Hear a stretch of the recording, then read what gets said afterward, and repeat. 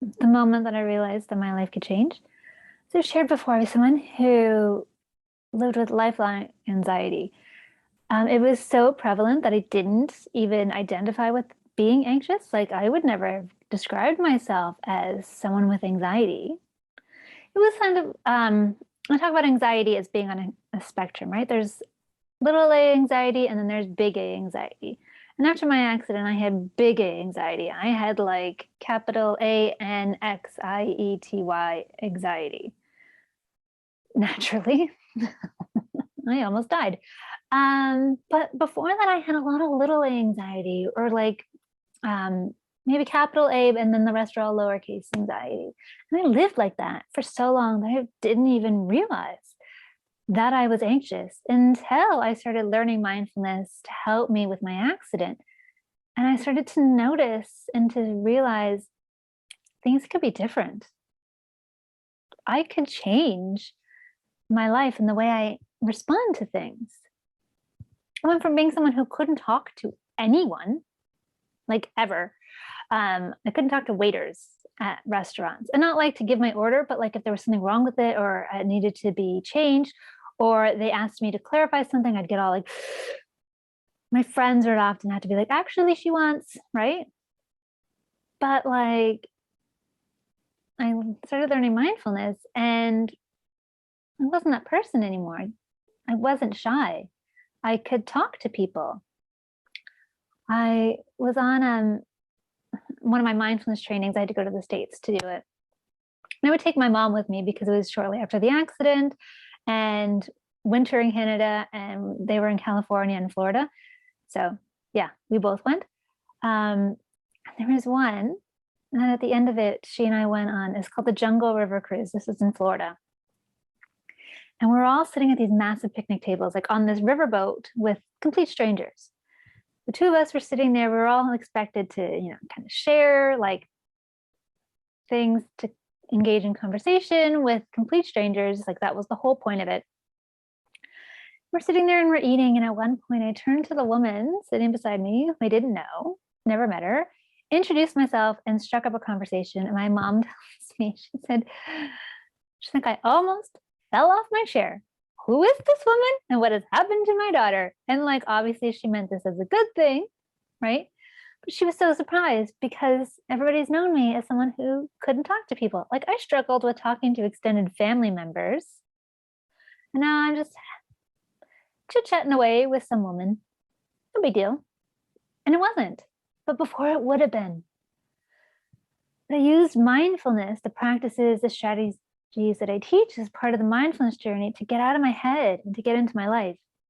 And I knew that learning this was so important. I remember having a moment in like when I was first as a student of mindfulness, being like, why doesn't everybody know this? And I need to teach this.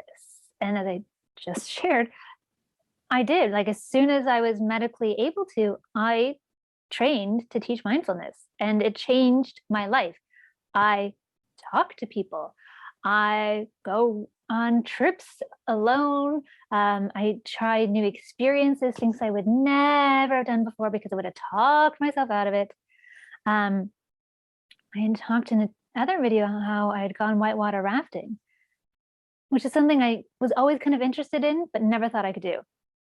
I remember in high school, my friend had, like, it was September, we're all talking about what we did over the summer, and she shared that her and her family went whitewater rafting, probably to this same place, because she went to Ottawa and I did it in Ottawa.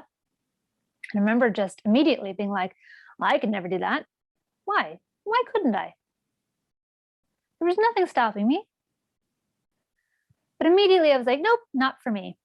Even though I was like, ooh, but that sounds like a lot of fun. And spoiler, as I shared in my previous video, I went whitewater rafting and it was awesome. Like, before I would have talked myself out of it. Oh, you can never do that. Oh, you really shouldn't be filming videos right now. Like I'm in between surgeries. Again, in my life. That's a whole other story. But like I would have talked myself out, well, no, now's not the time. You should do this later. And later can often turn into never.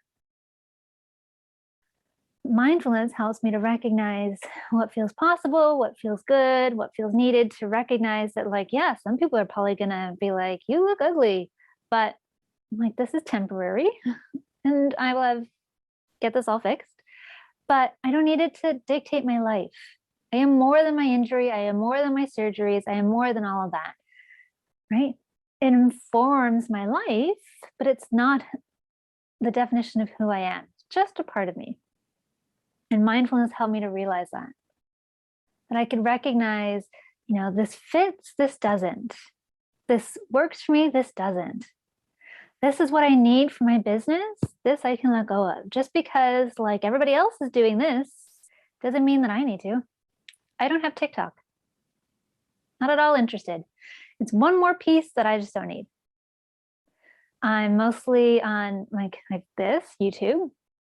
I have a Facebook group, a Facebook page, because we all have Facebook pages, and an Instagram. I technically have a Twitter, but I haven't checked it in months. It was getting too toxic for me, and I was like, no. Right?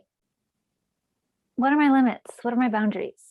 Mindfulness helped me to create boundaries and to learn how to maintain them. And that's why I say it changed my life. I hope to help you learn how to do this for yourself. And you can get started today by signing up for my free 7-day challenge. 7 days to more mindful use. 7 days, 7 practices and strategies. Each is 10 minutes or less. But day 4 is 20 minutes because we do a body scan, and those are typically a bit longer. But otherwise, it's super short practices. It helps you to start the foundation of mindfulness practice so you can get out of your head and get into your life. You can sign up for that and get started right now below this video. Till next time, bye.